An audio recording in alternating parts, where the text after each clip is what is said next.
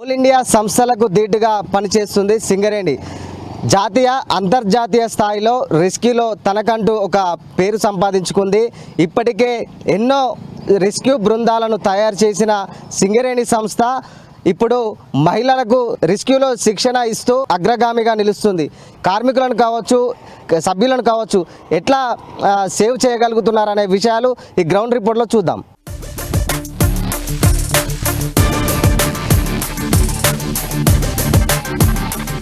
Singareni duty అంటేనే రిస్క్తో కూడుకుంది. అట్లాంటి రెస్క్యూలో ఈ మహిళలు ప్రముఖ పాత్ర పోషిస్తున్నారు. సింగరేణి ట్రైనర్స్ రెస్క్యూలో తీసుకుంటున్న పరిస్థితి. రెస్క్యూలోకి రావడానికి గల కారణం ఏంటి అంటే ఇంతకుముందు బాయ్సే రికవరీ అండ్ చేసేవాళ్ళు, కానీ ఇది మా కంపెనీలోనే ఫస్ట్ జోనల్ వైజ్గా ఫస్ట్ టీం దీంట్లో పాల్గొనాలని మాకు ఎప్పటి నుంచో ఉంది.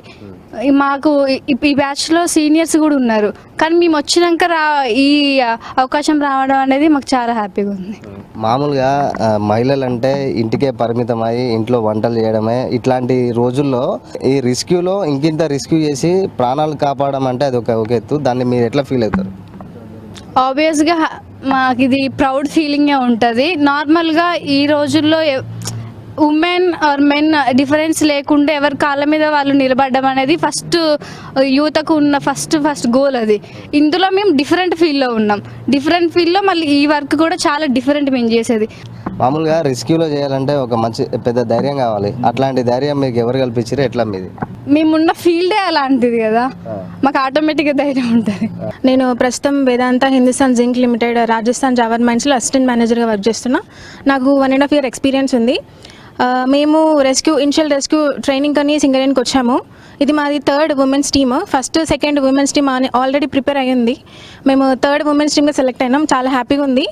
ఇంకా మాకు ఫస్ట్ 2 teams వచ్చినప్పుడు మాకు ఛాన్స్ అప్పుడు లేదు.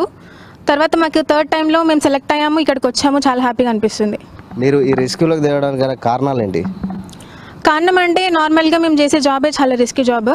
ఫస్ట్ ఉమెన్స్ చేయలేరు అని అన్నారు. ఇప్పుడు మేము జాబ్స్ కూడా చేస్తున్నాం. డైలీ అండర్గ్రౌండ్కి వెళ్తాం. మేము మైన్స్లో అండర్గ్రౌండ్లో వర్క్ చేస్తుంటాం. సో అక్కడ ఏమైనా ఇన్సిడెంట్ జరిగినప్పుడు, యాక్సిడెంట్ జరిగినప్పుడు మనకి కొంచెం అవగాహన అనేది ఉండాలి.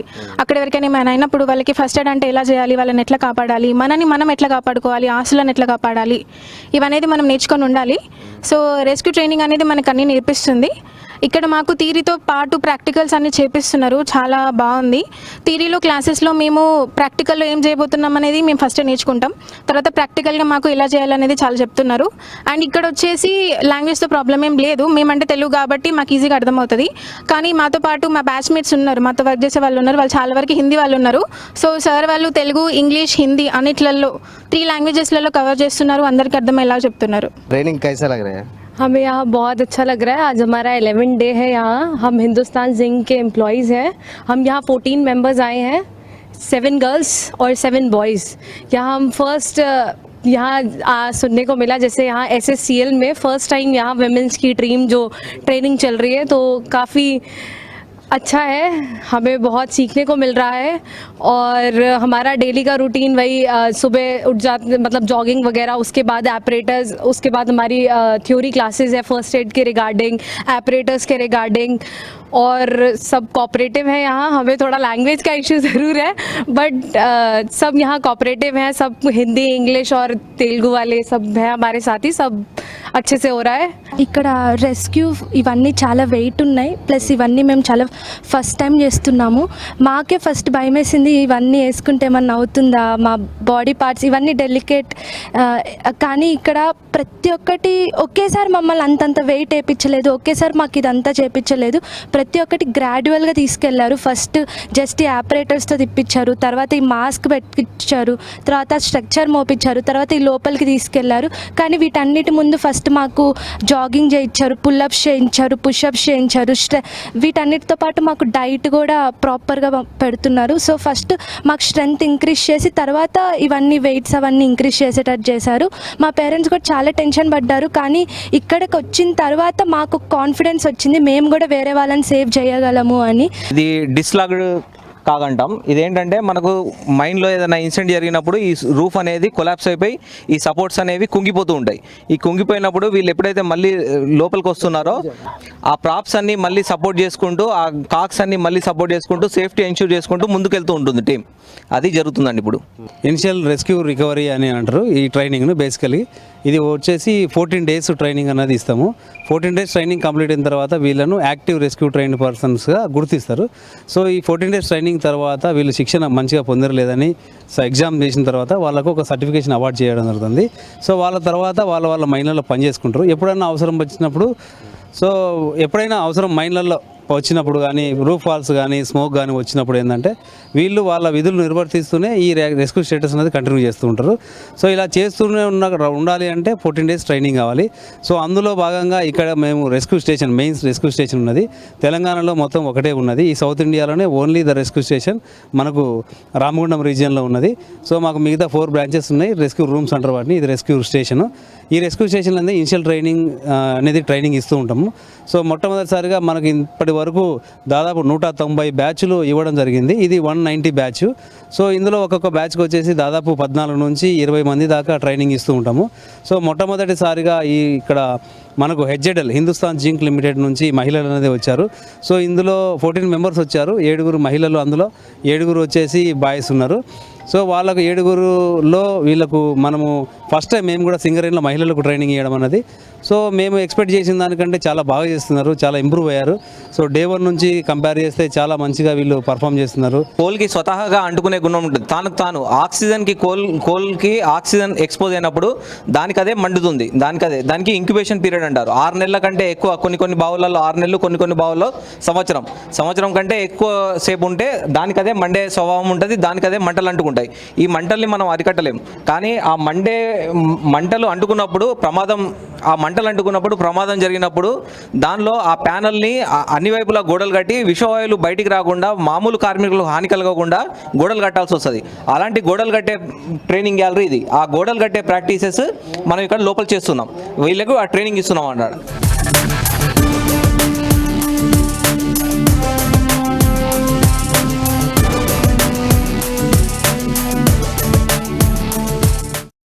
ఇంతకుముందు ప్రమాదం జరిగే చోటుకి వెళ్తున్న సిచ్యువేషన్ చూసినాము. ఇప్పుడు ప్రమాద స్థలం జరిగిన ప్లేస్కి ఇప్పుడు రెస్క్యూ టీం వెళ్ళింది. ప్రస్తుతం మనం విజువల్లో చూడొచ్చు. ఇక్కడ ఒక ప్రమాదం జరిగింది. కార్మికుడిని ప్రాణాలు రక్షించేందుకు వీళ్ళంతా కూడా ప్రయత్నం చేస్తున్నారు. ఫస్ట్ ఇక్కడికి వచ్చేటప్పుడు మొత్తం కూడా ఇక్కడ పరిసర ప్రాంతాలు ఎలా ఉన్నాయనేది వీళ్ళంతా రెస్క్యూ టీంకి సంబంధించిన టీం మొత్తం కూడా స్టెప్ బై స్టెప్ తీసుకొని అక్కడికి వెళ్ళి ఆ కార్మికుడి శ్వాస తీసుకుంటున్నాడా లేదా, అసలు ప్రస్తుతం కార్మికుడి సిచ్యువేషన్ ఎట్లా ఉంది అనేది ఫస్ట్ నిర్ధారించిన తర్వాత ఆక్సిజన్ అందిస్తారు. మొత్తంగా ఎంతమంది, ఒక ప్రమాదం జరిగినప్పుడు ఎంతమంది వెళ్తారు లోపలికి? ఒక టీంలో మినిమం 5 ఉంటారు, మ్యాక్సిమం 6 ఉంటారు ఒక టీంలో. కానీ ట్రైనింగ్ పార్ట్లో మనం 7 నుంచి 8 మంది వరకు ఒక టీంకి ట్రైనింగ్ ఇస్తూ ఉంటాం.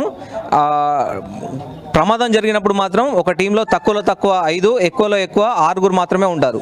దానికి ఒక కెప్టెన్ లీడర్గా ఉంటారు.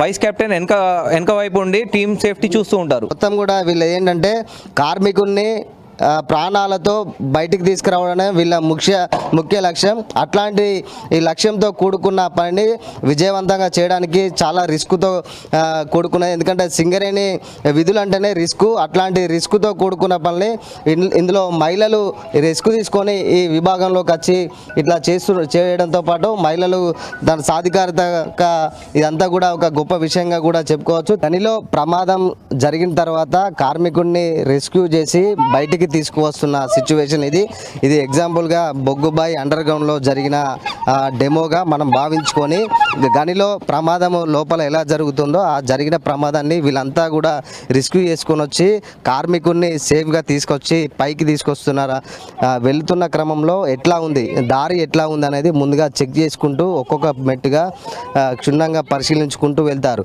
ఎందుకంటే ఈ కార్మికుడి క్షేమమే కాకుండా వీళ్ళ సేఫ్టీ కూడా చూసుకోవాలి. దానికి అనుగుణంగానే వీళ్ళు ఆక్సిజన్ లెవెల్స్ కిట్స్ కావచ్చు ఇట్లా అన్నీ వేసుకొని వెళ్తుంటారు.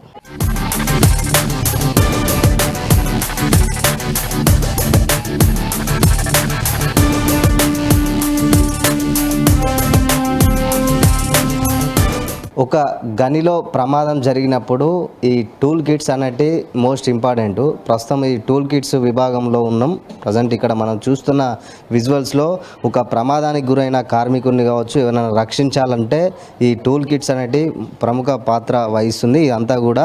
ఇవన్నీ కూడా ఆక్సిజన్ కిట్స్, అట్లాగే ఏ అవసరం ఉంటుందో దానికి సంబంధించిన అన్ని ఎక్విప్మెంట్ కూడా ఇక్కడ అందుబాటులో ఉన్నాయి. ఇంకా మనతో పాటు రెస్క్యూకి సంబంధించిన టీం సభ్యులు ఉన్నారు. ఒకసారి అడుగుదాం, ఎట్లా ఉంటుంది అసలు రెస్క్యూ జరిగినప్పుడు ఏమేమి తీసుకెళ్తూ ఉంటారు? మామూలుగా ఒక ప్రాణాన్ని కాపాడాలంటే ఎట్లాంటి ఎక్విప్మెంట్ తీసుకెళ్తూ ఉంటారు? కామన్గా ఏంటంటే అండర్గ్రౌండ్లో ఫైట్స్ అయినప్పుడు వీటిని బ్రీతింగ్ యాపరేటర్స్ అంటూ ఉంటాము. ఒక ఇష్యూ జరిగినప్పుడు అండర్గ్రౌండ్లో ఒక రెస్క్యూ టీమ్ అప్రోచ్ అవ్వాలంటే అక్కడ పాయిజన్స్ గ్యాసెస్ తట్టుకొని పని చేయాలంటే కనుక ఈ బ్రీతింగ్ యాపరేటర్స్ అనేది అవసరం పడుతుంది. దీన్ని PSS BG4 అంటూ ఉంటాము. ఇది యాక్చువల్గా జర్మన్ మేడ్. ఇది ఒక్కసారి మనం కప్లప్ చేసుకున్న తర్వాత దీన్ని వేసుకొని మనము 4 hours వరకు నాన్ స్టాప్గా పనిచేయొచ్చు. ఈ 4 hours అనేది అక్కడ ఉన్న క్యాజువాలిటీస్ ఎవరైతే ఉన్నారో క్యాజువాలిటీస్ కానీ లేదంటే మనకి కంపెనీకి సంబంధించిన ప్రాపర్టీ కానీ రికవరీ చేయడం కోసం అని చెప్పి మనం ఈ బ్రీతింగ్ యాపరేటర్స్ వాడుతూ ఉంటాము. వన్స్ ఇది కప్లప్ చేసిన తర్వాత అక్కడున్న పాయిజనస్ గ్యాసెస్తో సంబంధం లేకుండా మనం ప్యూర్ మెడికల్ ఆక్సిజన్ తీసుకొని 4 hours వరకు కంటిన్యూస్గా పనిచేయడానికి మనకి ఆస్కారం ఉంటుంది. అతన్ని ఆ పాయిజనస్ గ్యాసెస్ నుంచి వేరు చేయడం కోసం అని చెప్పి మనకి ఇక్కడ ఒకటి కేర్వెంట్ అనే ఒక డివైస్ ఉంది. ఈ కేర్వెంట్ అనే డివైస్ ఏంటంటే దీని స్పెషాలిటీ ఏంటంటే ఇది ఒక పోర్టబుల్ వెంటిలేటర్ అని చెప్పొచ్చు. ఇందులో ఒక సిలిండర్ ఉంటుంది. ఇది 3 లీటర్ కెపాసిటీ సిలిండర్ ఉంటుంది. ఈ సిలిండర్ని అక్కడికి తీసుకెళ్ళి ఎవరైతే పర్సన్ పడిపోయారో ఆ పడిపోయిన పర్సన్కి మనం ఈ విధంగా అప్లై చేస్తే, ఈ మాస్క్ అతనికి అప్లై చేస్తే కనుక అతను అక్కడ ఉన్న పాయిజనస్ గ్యాసెస్ నుంచి ఆ కండిషన్ నుంచి వేర్ అవుతూ ఉంటాడు. వెంటనే ఆ పర్సన్ ఎవరైతే ఉన్నారో ఆ పర్సన్ని మనం స్ట్రెచర్లో లోడ్ చేసుకొని ఫ్రెష్ ఎయిర్కి లేదా సర్ఫేస్కి తీసుకోవడం జరుగుతుంది. ఇంకా ముఖ్యంగా మామూలుగా మనం అండర్గ్రౌండ్లోకి వెళ్ళినప్పుడు మనం ఈ మాస్క్ పెట్టుకున్నప్పుడు సౌండ్ చేయలేని సిచ్యువేషన్స్ ఉంటుంది. ఒక వ్యక్తికి ఇంకో వ్యక్తికి సౌండ్ చేయాలన్నా లేకపోతే ఇంకేమైనా ఉంటాయంటే ఇలాంటి ఇంకా దానికి సంబంధించిన ఏమైనా ఎక్విప్మెంట్ ఉంటాయా? ఈ కొత్తగా వచ్చిన అడ్వాన్స్డ్ ఆపరేటర్స్లో మనం ఏదైతే ఫేస్ మాస్క్ ఉంటుందో ఆ ఫేస్ మాస్క్కి మనకు స్పీచ్ డయాఫ్రామ్ అనే ఒక డివైస్ ఉంది. దాంతోపాటు మనం మాట్లాడుకున్న మాటలు కూడా ఎదుటి వాళ్ళకి అర్థమవుతాయి. అంత క్లారిటీగా లేకపోయినా కమ్యూనికేట్ చేసుకోవచ్చు. ఇన్ కేస్ అటువంటిది లేనప్పుడు మాత్రం మేము కోడ్ ఆఫ్ సిగ్నల్స్ అని వాడతాము. అటువంటి డివైజెస్ మన దగ్గర ఉన్నాయి. ఇన్ కేస్ ఎవరైతే కప్లప్ చేసుకున్న పర్సన్ ఉన్నాడో అంటే రెస్క్యూ సభ్యుడే కప్లప్ చేసుకున్న తర్వాత ఏదైనా అనుకోకుండా ప్రమాదం జరిగి అతను కొలాప్స్ అయినా లేదంటే ఏదైనా కళ్ళు తిరిగి పడిపోయినా ఇంకేదైనా కారణం చేత పడిపోతే అతనుగా చెప్పుకోలేడు కాబట్టి టీమ్ క్యాప్టెన్ అబ్జర్వ్ చేస్తూ ఉంటాడు. ఆ టీమ్ క్యాప్టెన్ కూడా బిజీ ఉండి లేదంటే థిక్ స్మోక్లో ఉన్నప్పుడు అతన్ని గుర్తించలేని సమయంలో ఏంటంటే ఇందులో మనకు డివైస్ ఉంది. దీన్ని మనము బాడీ గార్డ్ అంటూ ఉంటాము. ఇది చాలా అడ్వాన్స్డ్ వెర్షన్ అండి. దీన్ని బాడీ గార్డ్ అంటూ ఉంటాము. ఎవరైతే ఈ కప్లప్ చేసిన రెస్క్యూ సభ్యుడు ఉన్నాడో అతను కనుక అనుకోని పరిస్థితిలో కొలాప్స్ అయిన టైం ఒక 30 సెకండ్ల కన్నా మించితే ఇందులో ఆటోమేటిక్గా అలారం వస్తుంది. అలారాన్ని మనము ఆటోమేటిక్ డిస్ట్రెస్ సిగ్నల్ యూనిట్ అంటూ ఉంటాం. మనము ఇట్లా హారన్ వస్తుంది. ఈ సౌండ్ వచ్చేసి సుమారు 110 డెసిబుల్స్ పై వరకు అండర్గ్రౌండ్లో మనకు వినిపిస్తూ ఉంటుంది. ఈ సిగ్నల్స్ ద్వారా ఎవరైతే పడిపోయారో ఆ పర్సన్ని మనం ఈజీగా ట్రేస్ అవుట్ చేయడానికి అవకాశం ఉంది.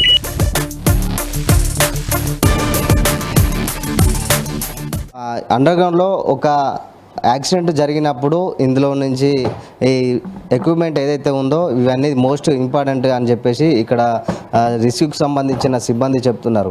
ఈ సింగరేణి సంస్థ ఏర్పాటు చేసిన ఎక్విప్మెంట్ అనేది ప్రధాన పాత్ర పోషిస్తుందని చెప్పేసి చెప్తున్న పరిస్థితి. కెమెరా పర్సన్ రవితో సాగర్ V6 న్యూస్, పెద్దపల్లి జిల్లా రామగుండం నుంచి.